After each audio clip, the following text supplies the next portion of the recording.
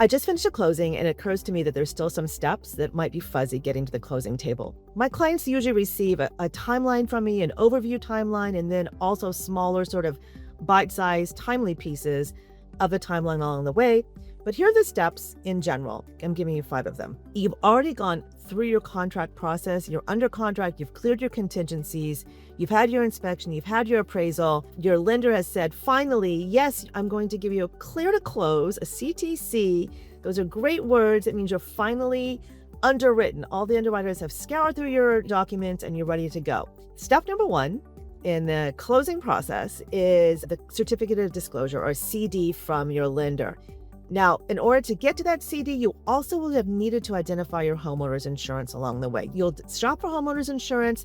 That might give you a great rate bundling your car in. You'll give that information to the lender. He'll prepare this document for you, and you'll review your CD with your lender. So step number 1 is your CD, and he'll go through basically the elements of your mortgage. And that would have also included an interest rate that was locked in when you went into contract, along with taxes and insurance, what your mortgage is going to look like every month. It'll be itemized for you.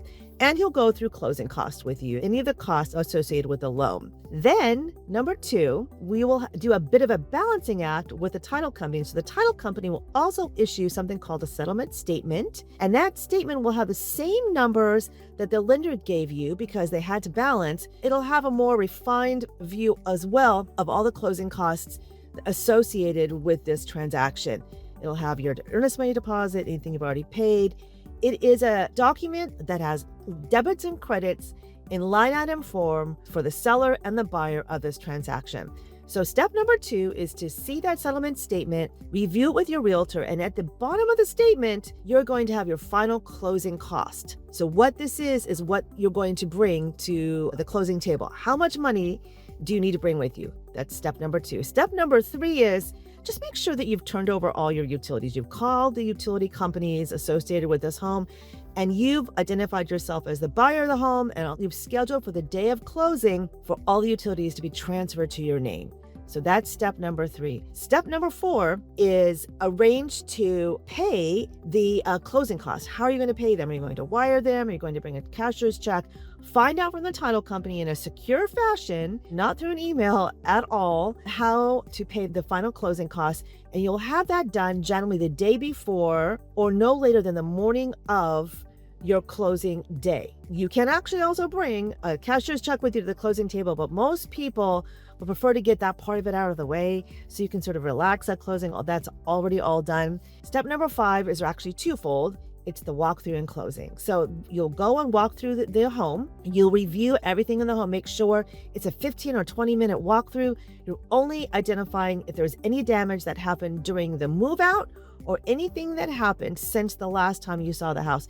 It's really just saying the house is in essentially the same condition as it was when you last saw it, either at the offer period or at the inspection, depending on however you identified that on your actual contract. You'll identify with the home that it's still in great condition, that no branch has blown through a window or no flood has occurred, no scrape that has been made on the floor from a piece of furniture moving out. And if any of those things have happened, you'll deal with that. You'll rectify that with your realtor and the title company and the seller. Then the big day, it's the same day generally as your walkthrough, because you want the walkthrough to be as close to closing as possible, will be the closing day, closing table, and you will go to your either the title or settlement company. It could be another type of location that you've identified with the title company, with a signing agent. Could even be at the property. Some people do signings remotely.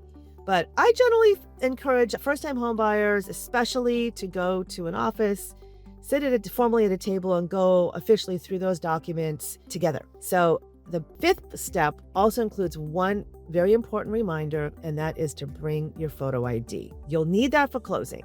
So CD, number 1.